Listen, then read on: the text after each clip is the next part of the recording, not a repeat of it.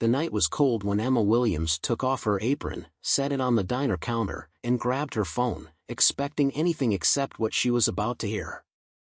On the other end of the line, the nurse's trembling voice almost made her heart stop.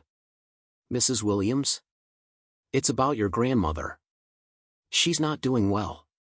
The ground seemed to disappear beneath her feet. Margaret, her grandmother, her only real family, was in a hospital in Paris, fighting for her life. Emma's heart pounded. She had promised to visit Margaret for Christmas, but between working 2 jobs to support her daughter, the days had slipped by. And now, it might be too late. Her fingers shook as she ended the call. She looked around the diner, the air thick with the scent of stale coffee and fried grease. This was where she spent every night, serving customers in a hurry, counting every coin to make sure Lily, her 6-year-old daughter, had a better life than she did. But none of that mattered now. She had to get to Paris. Emma rushed home to her small rented apartment on the 3rd floor of an old building, where hot water was a luxury and the neighbors argued every night. She grabbed the small blue suitcase from the top of her closet and started throwing clothes in without thinking. Then she opened her wallet, and reality hit her like a bucket of ice water. She didn't have enough money for a bus ticket to the airport, let alone an international flight. Her eyes filled with tears, but she wiped them away quickly. There was no time to fall apart. She rummaged through her nightstand drawer and pulled out the few pieces of jewelry she owned, her grandmother's keepsakes. A silver chain, a slightly worn emerald ring, and a small pair of earrings. They weren't worth much, but maybe they'd be enough. At the pawnshop, the clerk barely looked at her before offering an insulting amount. Emma swallowed her pride and took it. It still wasn't enough, but something inside her refused to give up. She ran to her old boss, a grumpy man who still owed her a paycheck. After much persistence, he finally opened the register and shoved a few bills at her. "That's all I can do, Emma." It was all she needed. At the airport, the clock read 10:45 p.m. when Emma approached the airline counter, her heart pounding. A ticket to Paris. The next flight. The airline worker, a tired-looking woman, typed on her computer and frowned. "The last flight tonight leaves in 30 minutes, but there's only 1 seat left in business class. It's expensive." Panic set in. Emma gripped the strap of her bag. Her money barely covered an economy ticket. Her mind raced for a solution. Behind her, a deep, confident voice broke the silence. "Put it on my card." Emma turned, confused, and found herself staring at a tall man in a perfectly tailored suit. She had no idea who he was, but at that moment, he was her only hope. Emma felt a lump in her throat as she looked at the stranger beside her. He had an imposing presence, dressed in a custom suit, carrying an air of confidence she rarely saw in her world. His gaze was steady, not arrogant, just sure of himself. "What?" she asked, blinking. "The seat." "I'll pay for it," he repeated, pulling a black credit card from his wallet and handing it to the clerk without even checking the price. Emma's first instinct was to refuse.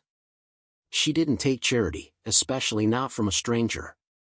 But then, the image of her grandmother, fragile and lying in a hospital bed thousands of miles away, filled her mind. She didn't have time for pride. I'll pay you back as soon as I can." Her voice wavered as if she needed to convince herself more than him. The man just shrugged, as if the money meant nothing. "Whatever you want." Minutes later, she was walking through the boarding gate, ticket in hand. Her heart was still racing, a mix of anxiety, gratitude, and an unsettling feeling. Who was this man? And why had he helped her without asking for anything in return? Inside the plane, business class was a completely different world. Wide seats, complete silence, champagne served on silver trays. Emma felt out of place immediately. Her legs were shaky as she found her seat. And that's when she realized the mysterious man was sitting right next to her. Fate had a sense of humor. He gave a small smile as she hesitated before sitting down. "Looks like we're traveling together. Ethan Carter." He held out his hand. The name sounded vaguely familiar, but she couldn't place it.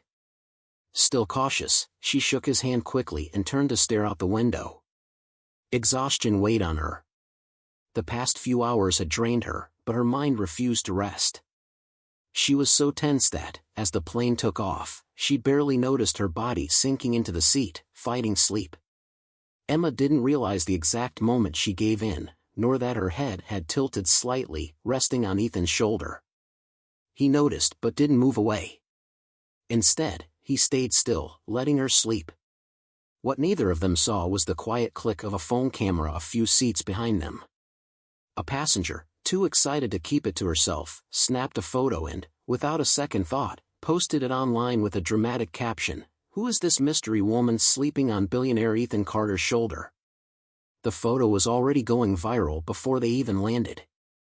The plane touched down at Charles de Gaulle Airport, and Emma woke up with a slight jolt, realizing too late that her head had been resting on Ethan's shoulder. She pulled away quickly, embarrassed, mumbling an awkward apology. Ethan just gave a small, amused smile, as if it was nothing. But Emma barely had time to process it. As soon as she turned her phone back on, it started buzzing non-stop. Messages. Missed calls. Social media notifications popping up like fireworks. Something was wrong. She frowned, scrolling through the messages until she found one from her friend Rachel. Rachel **** Emma, what's going on? You're all over the internet. ***, her stomach twisted. With slightly shaky fingers, she tapped the link Rachel had sent, and the world tilted beneath her feet when she saw the picture, her, fast asleep, leaning on Ethan Carter. The billionaire. And worse, the comments were buzzing with speculation. New couple alert? Who's the lucky woman? Gold digger. Wake up, Ethan. Her chest tightened. A gold digger? They didn't even know each other. She had no idea who he was before getting on that plane. Next to her, Ethan checked his phone and let out a sigh. Looks like we've been found out, he said, his tone light, almost amused. Emma didn't find it funny at all. To him, this was probably just another normal day. To her, it meant trouble, serious trouble. And she was right. Before she even left the airport, her phone rang. A familiar number. Her body tensed the moment she saw the name on the screen, Brian Williams. Her ex-husband.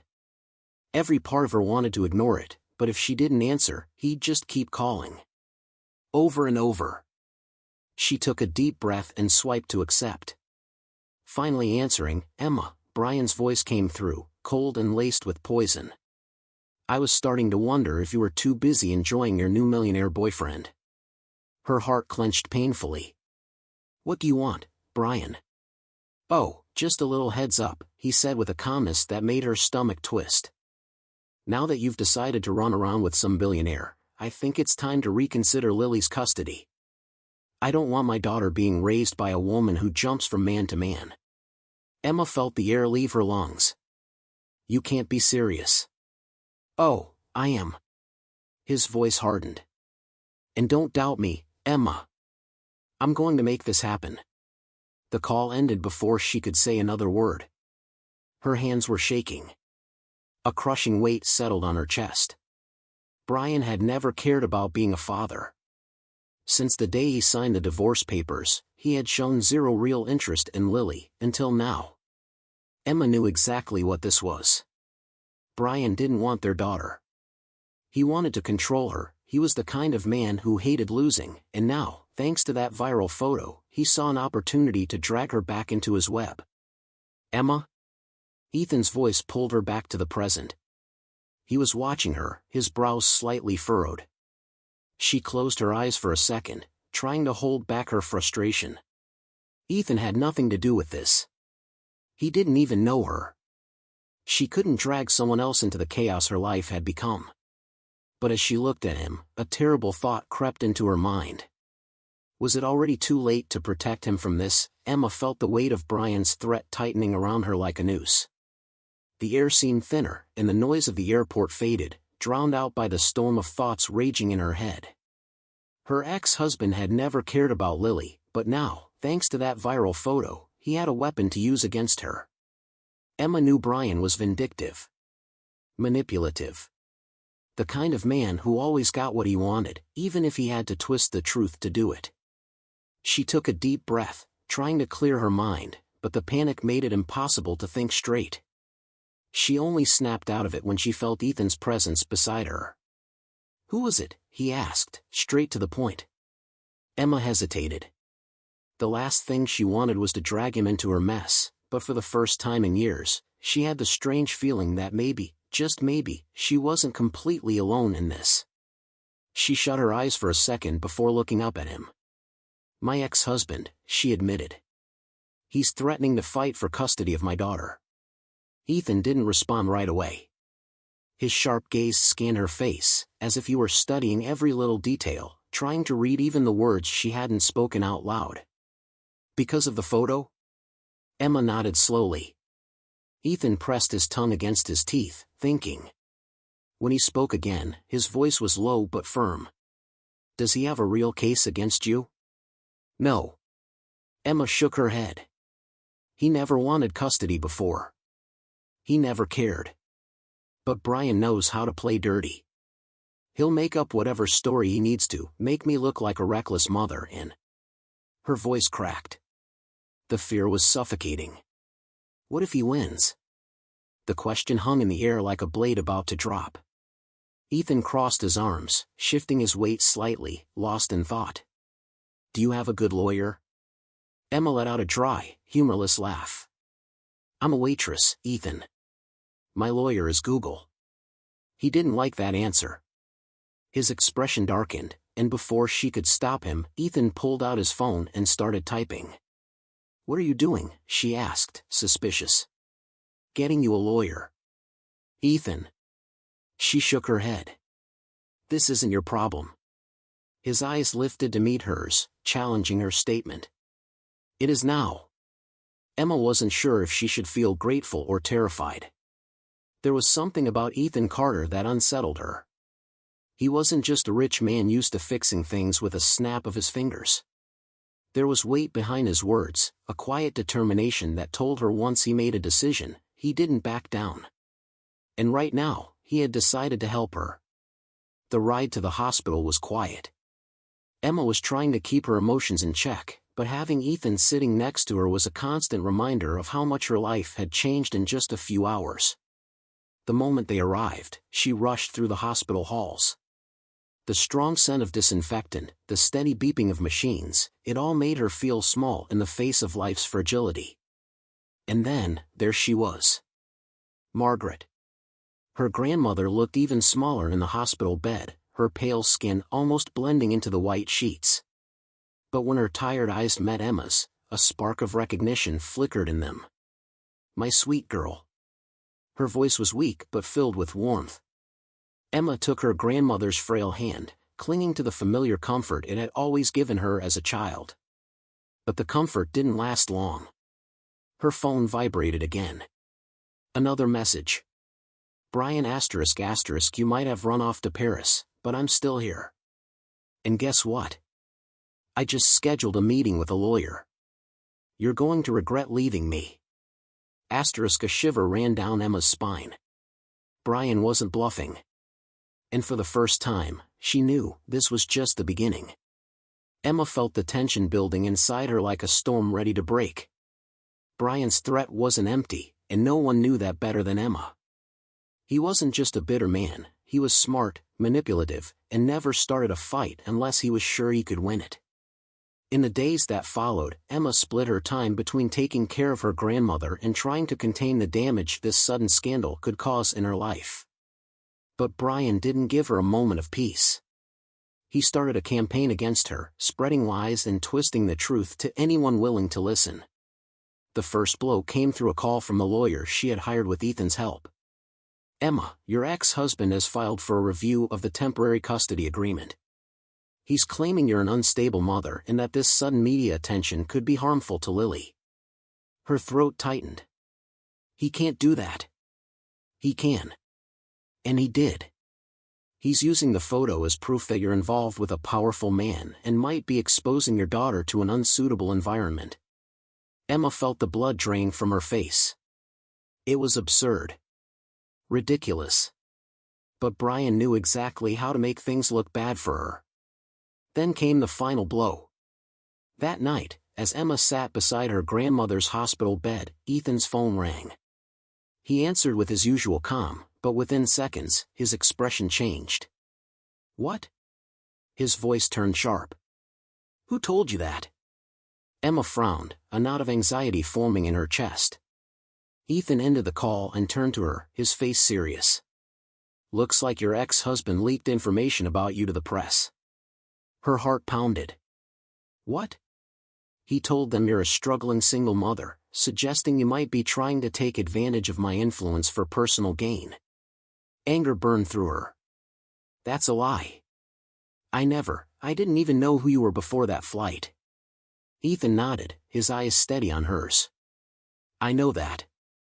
But the problem isn't the truth. The problem is what people believe."